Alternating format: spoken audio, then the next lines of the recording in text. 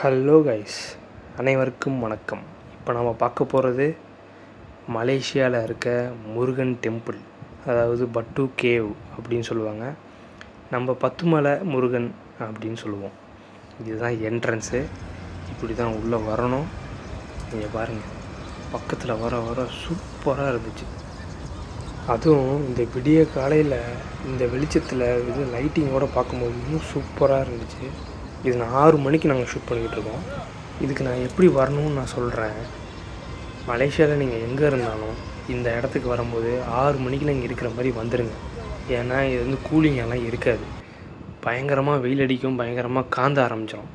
6 மணிக்கெலாம் வந்துட்டிங்கன்னா இந்த புறாக்களோடு அப்படி நின்றுக்கிட்டு ஃபோட்டோ எடுத்துகிட்டு தீனிலாம் போட்டுக்கிட்டு சூப்பராக வீடியோலாம் எடுத்துகிட்டு முருகன் அப்படி பக்கத்தில் வந்து நின்று பார்த்துட்டு நீங்கள் அப்படியே ஸ்டெப்ஸில் ஏற ஆரம்பிச்சிடலாம்.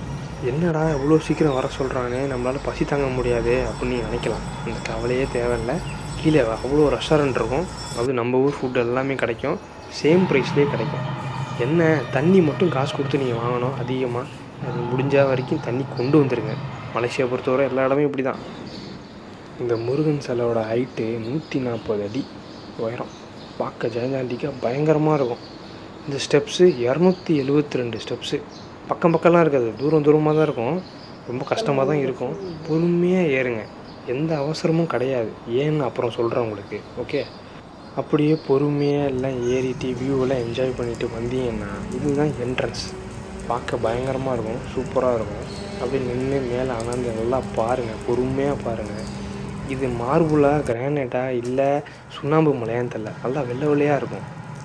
உங்களுக்கு தெரிஞ்சதுன்னா கமெண்ட் பண்ணுங்கள், நானும் தெரிஞ்சுக்கிறேன். இது தாங்க என்ட்ரன்ஸு. மேலே ஏறி வந்தீங்கன்னா இங்கே உள்ளே ஒரு கோவில் இருக்கும். அந்த கோவில் திறந்து தான் இருக்கும், அதை நீங்கள் போய்ட்டு பார்க்கலாம். நல்லா அப்படியே தண்ணியாக இருக்கும். மேலேருந்து சொட்டு சொட்டாக ஊற்றி இப்படி அவங்க க்ளீன் பண்ணிக்கிட்டே தான் இருப்பாங்க. வலிக்கி விட்ருவோன்னா நினைக்காதீங்க, நல்லா சூப்பராக தான் இருக்கும், நல்லா நடக்கலாம். அதே மாதிரி நீங்கள் செப்பல்லாம் கழட்டி போடலாம் தேவையில்ல, செப்பலோடையே உள்ளே வரலாம். கடைசி எண்டு சாமி பார்க்குற வரைக்கும் செப்பலோடையே வரலாம், ஓகே? இங்கே சின்ன சின்ன கடையெல்லாம் இருக்கும். அதிலெல்லாம் கொஞ்சம் சுற்றி பார்த்துட்டு உங்களுக்கு தேவையானதை வாங்கிட்டு போயிருங்க. ஏன்னா அதுக்கப்புறம் ஃபீல் பண்ணுவீங்க, எச்சா நம்மளும் வாங்கிக்கலாமே ஞாபகத்துமா அப்படின்ட்டு. கண்டிப்பாக வாங்கிடுங்க. இந்த இடத்தெல்லாம் சுற்றி பார்த்த பிறகு அதுக்கப்புறம் ஒரு ஸ்டெப்ஸு தெரியும், இதுலேயும் நீங்கள் ஏறணும், ஓகே? சூப்பராக இருக்கும் பார்க்குறதுக்கு, பயங்கரமாக. அப்படியே ஏதோ பெய் வீடு மாதிரி, இங்கிலீஷ் படத்தில் வர மாதிரி. இங்கேயுமே நீங்கள் ஷூஸ் அண்ட் ஸ்லிப்பர்ஸ் போட்டு நடக்கலாம், தப்பு இல்லை, பிரச்சனை இல்லை. இது பற்றின ஒரு குட்டி ஸ்டோரி சொல்கிறேன் பாருங்கள், எப்படி உருவாச்சுன்னு. இது வெறும் குகையாக இருக்கும்போது தமிழர் ஒருத்தர் வந்து பார்த்துருக்காரு மேலே ஏறி. ஒரு சில இடத்துல வந்து வேல் மாதிரியே இருந்திருக்கு கல்லெல்லாம். உடனே என்ன பண்ணியிருக்காங்க, பூஜை பண்ணுற மாதிரி இந்த மாலைகளெல்லாம் போட்டுட்டு பூஜை பண்ண ஆரம்பிச்சிருக்காரு அவர். உடனே அப்படியே நாளடைவில் போக போக அடுத்து இரும்பில் வேலை கொண்டாந்து நிப்பாட்டியிருக்காங்க. அதுக்கப்புறம் போக போக கொஞ்சம் கொஞ்சமாக அப்படியே ஸ்டெப்ஸ் எல்லாம் போட்டு கோவில் மாதிரி கட்டி பெரிய முருகன் சிலை வைக்கிற அளவுக்கு பெரிய அளவில் வந்துருச்சு. அதுதான் இந்த பட்டு கேவ், பத்துமலை முருகன். இது தாங்க ஸ்டோரி, இப்படி உருவானது பார்த்துக்கோங்க. இப்படி மேலே ஏறின பிறகு இது மாதிரி தெரியும். இதுதான் மெயின் கோவில். இதில் தான் நம்ம முருகர் இருக்காப்புல.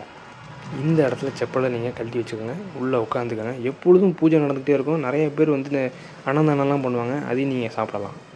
இங்கே சுற்றியும் குரங்கு நிறையா இருக்கும். உங்கள் திங்ஸை பத்திரமா பார்த்துக்கோங்க, பிடிங்கி எடுத்துகிட்டு போய்கிட்டே இருக்கும். இது தாங்க ஃபைனலாக முருகன். பாருங்கள், பார்த்துருக்கீங்களா? அதுக்கு முன்னாடி எப்படி இருக்குது பாருங்கள். இந்த கோயிலை திறக்கிறதுக்கு 8 மணி ஆகும். இதுக்காக தான் பொறுமையாக வாங்க, லாஸ்ட்டில் சொல்கிறேன்னு சொன்னேன். முருகனுக்கு அரோகரா, கந்தனுக்கு அரோகரா. இப்போ வீடியோ அவ்வளோதாங்க. மலேசியா பற்றின வீடியோ பின்னாடி நிறையா வந்துகிட்டே இருக்குது. ஸோ முருகன் பத்திரம் எல்லாருமே சப்ஸ்கிரைப் பண்ணிக்கோங்க, பெல் பட்டன் அமைக்கங்க, லைக் பண்ணுங்கள், எனக்கு சப்போர்ட் பண்ணுங்கள்.